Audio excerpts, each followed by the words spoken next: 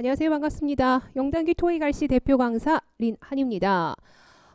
이번 강좌에서는 겨울방학 동안 토익 목표 점수 달성을 위한 학습 비법에 대한 얘기를 간단하게 설명해 드리도록 할게요. 너무나 많은 비법이란 얘기가 난무하고 있지만 일단 가장 기본적인 내용에 여러분들이 집중하셔서 학습하는 방향을 잡아주시면 될 것 같습니다. 일단 겨울방학 토익 목표 달성을 위해서 일단 제일 중요한 건 올바른 강좌를 선택하셔야 돼요. 두 번째, 계획표를 짜셔서 그 계획표대로 본인의 하루 토익의 일정을 관리하실 수 있으셔야 됩니다. 마지막으로 올바른 강좌를 선택했고 계획표도 있는데 내가 끝까지 그 계획표의 일정을 따르지 못한다라면, 즉 꾸준하게 학습할 수가 없다라면 또 중도 포기가 되셔서 이제는 2016년 겨울방학 토익이 아닌 2016년 여름방학 토익을 또 준비하셔야 되는 그런 시점에 올 수 있어요. 그렇죠? 제가 여러분들한테 지금 악담을 하는 게 아니라 그만큼 누구나 다 계획을 하지만 누구나 다 원하는 목표를 달성하는 건 아닐 수도 있다라는 거. 하지만 여러분들은 분명히 이런 올바른 강좌 선택과 계획표와 꾸준함을 통해서 이번 한 달 또는 두 달 겨울방학 동안에 분명히 여러분들이 목표로 하시는 그 목표 점수 달성을 위해서 반드시 최선을 다해 주시길 바랍니다. 그럼 일단 올바른 강좌 선택, 이게 제일 중요해요. 그래서 올바른 강좌 선택을 위한 여러분 난이도별 커리큘럼을 잠깐 보여드리자면, 일단 영단기 홈페이지, 영단기 선생님 그 페이지 안에 보면 각 파트별 선생님들별로 이렇게 제공하는 강좌의 어떤 커리가 정리가 되어 있습니다.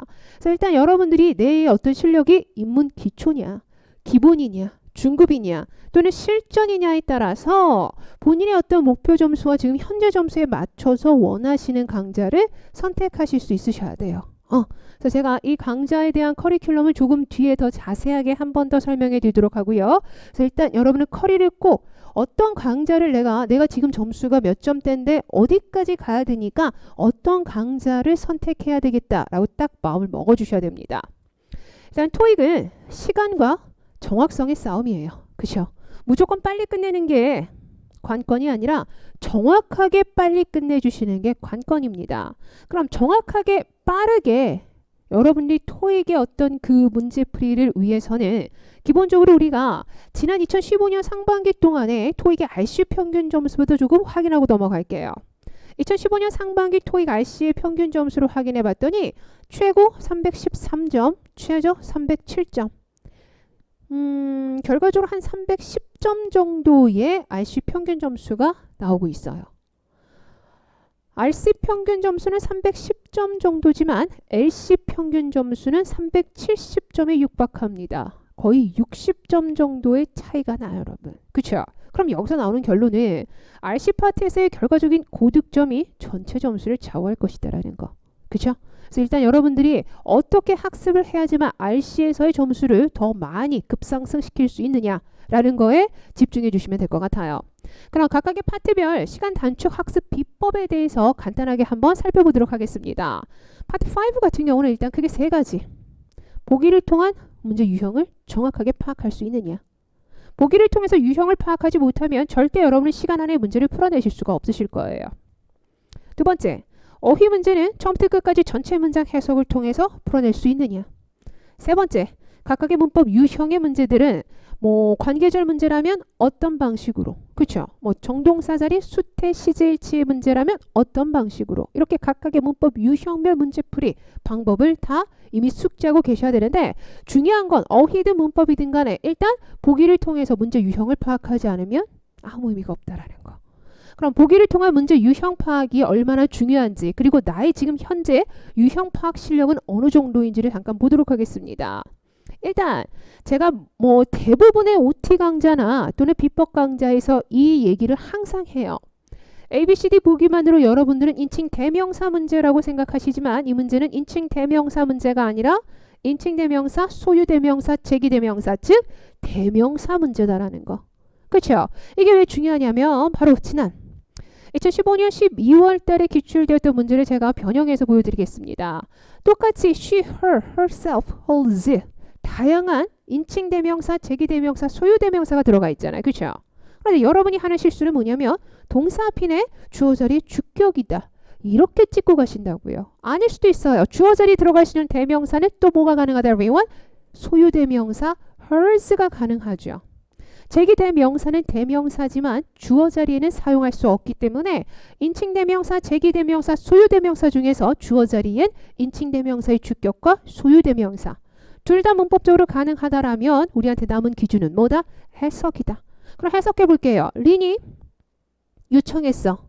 탐에게 계약서를 출력해 달라고. 그러니까 자기가 직접 출력하지 않고 탐한테 출력해 달라고 부탁했어요. 왜요? 무엇이 수리되어지고 있는 중이기 때문에.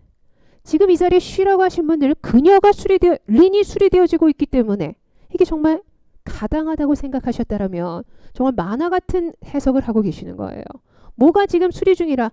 그녀의 프린터가 her printer. 그렇죠. 굳이 제가 써드리지 않아도 그런데 보기에는 her printer가 없잖아요. 그렇죠. 그래서 소유격과 명사가 결합하면 소유격 플러스 명사는 한 단어 무슨 대명사? 소유 대명사. my printer는 mine, your printer는 yours가 되는 거잖아요. 그럼 her printer는 hers죠. 그래서 물론 이번 2015년 12월에는 3인칭 여성이 아닌 3인칭 남성에 대한 he, his, himself 이렇게 나왔는데 그렇죠? 그때는 his가 정답이었겠죠. 그 남자의 프린터가 지금 고쳐지고 있는 중이기 때문에 라는 표현이었어요. 그래서 오늘 이 문장에서 제가 린으로 바꿨으니까 린의 프린터가 her printer, hers. 데이빗 정답. 그렇죠? 언제까지 주어 자리 주격이야 이런 시대는 지났다라는 거.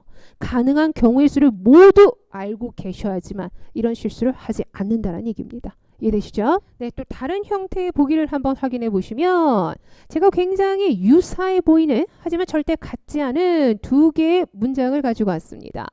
첫 번째 문장에서 다음 주까지라고 해석되는 다음 주라는 시간 명사 앞에 by하고 until이 나왔을 때와 또 다음 주라는 표현 앞에 within하고 until이 나왔을 때 전혀 다른 문제 유형이에요.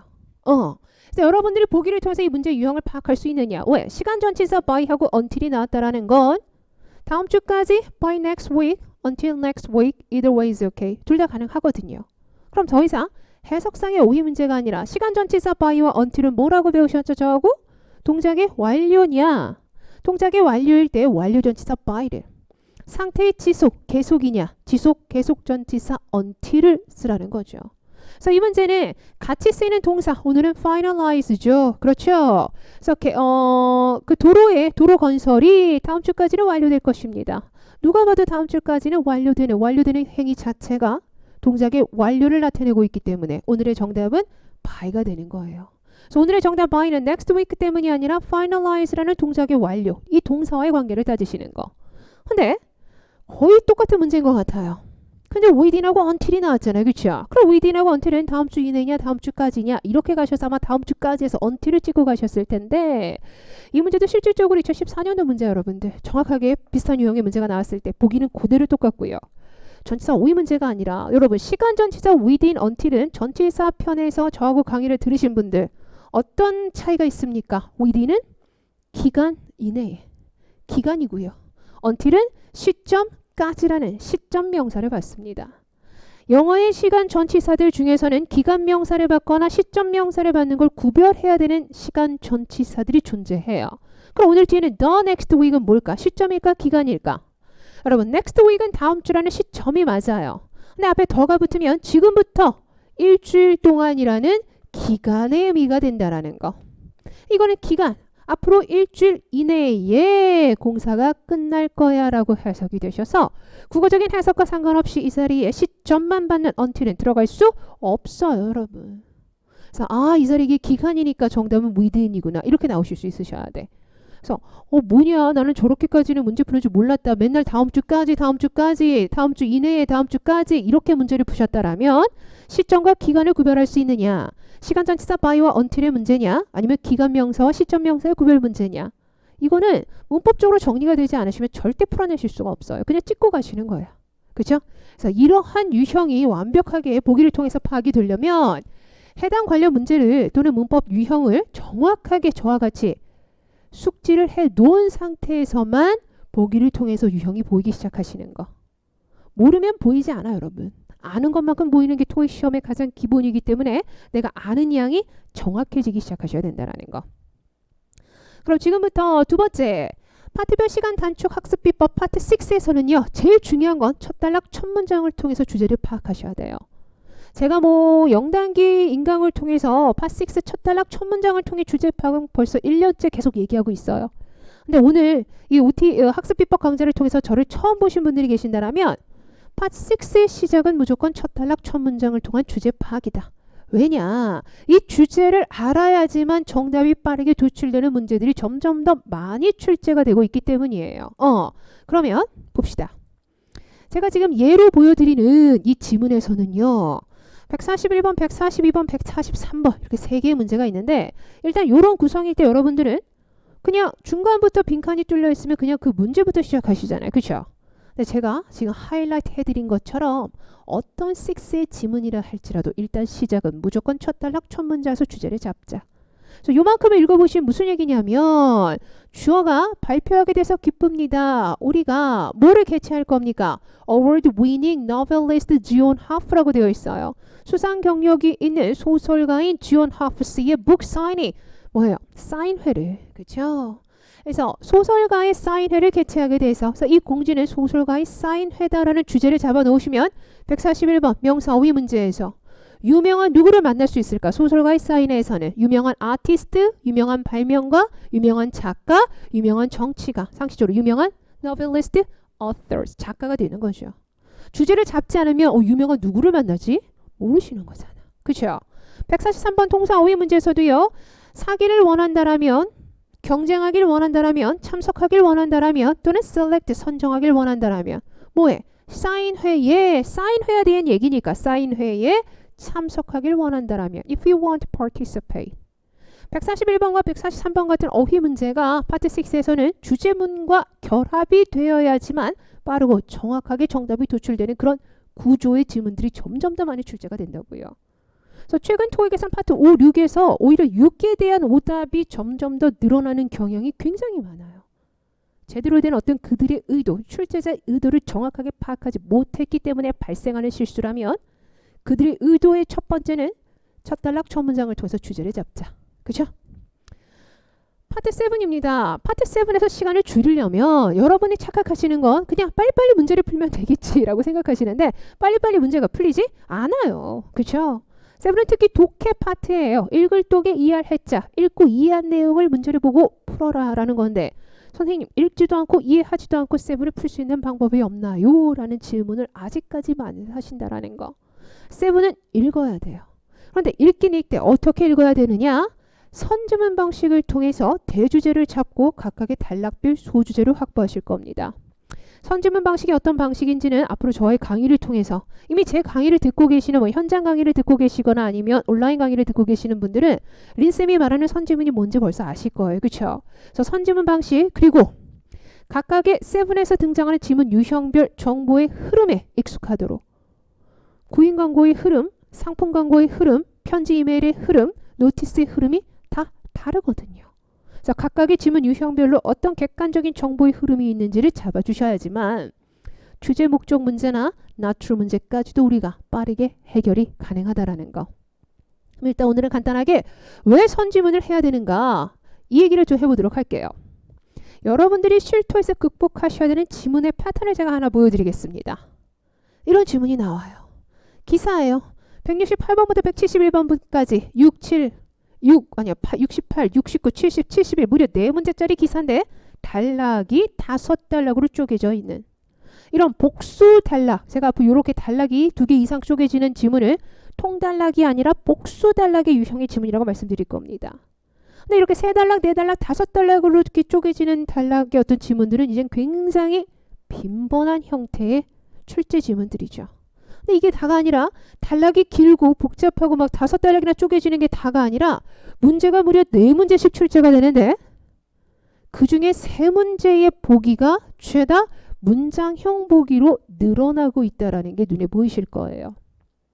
그래서 예전처럼 이렇게 168번처럼 저런 단답형 보기, 단어로 보기가 구성되어 있을 때는 지문을 굳이 읽지 않아도 야 비슷한 단어를 찾아서 비슷한 단어를 찾아 올라가세요 이런 게 먹혔던 때가 있었어요. 그렇죠? 그런데 이렇게 보기가 단답형 보기가 아니라 문장형 보기라면 그 문장이 보기가 문장으로 늘어난다라는 건 토익은 더 이상 단어에 집중한다라는 겁니까? 문맥에 집중한다라는 얘기일까요? 당연히 문맥이죠. 그렇죠? 그러니까 문맥에 대한 이해가 없는 상태에서는 문장을 비슷한 형태의 문장, 비슷한 의미의 문장을 찾아낸다라는 건 불가능하다는 얘기예요. 자, 제가 지금 보여드리는 이 지문의 유형과 질문의 패턴이 최근 토익에서 여러분들의 어떤 그 파트 7의 발목을 잡는, 그래서 이런 지문들까지도, 이런 질문들까지도 우리가 빠르고 정확하게 해결하기 위해선 반드시 선지문 방식을 병행해야 된다는 거 꼭 명심하셔야 돼요. 그래서 저와 함께 수업을 들으시면서 선지문이 익숙해지신 분들은 파트 7이 이제는 그 5, 6의 파트보다 훨씬 더 재밌어졌습니다. 파트 7의 선지문과 최상의 핵심 정보, 그 다음에 정보의 지도화, 그렇죠. 이런 뭐 정보의 좌표와 이런 것들은 정말 신의 한 수였습니다. 이런 후기가 계속 올라오거든요. 여러분들도 지금 내가 파트 7 때문에 토익의 점수가 나오지 않고 있다라면 내가 지금까지 하고 있던 방식에 뭔가 전환이 필요하다라는 거. 그 전환을 제가 명확하게 제시하도록 하겠습니다. 두 번째로는, 마지막으로는 정답률을 높이는 각각 파트별의 리뷰 학습 비법도 알려드릴게요.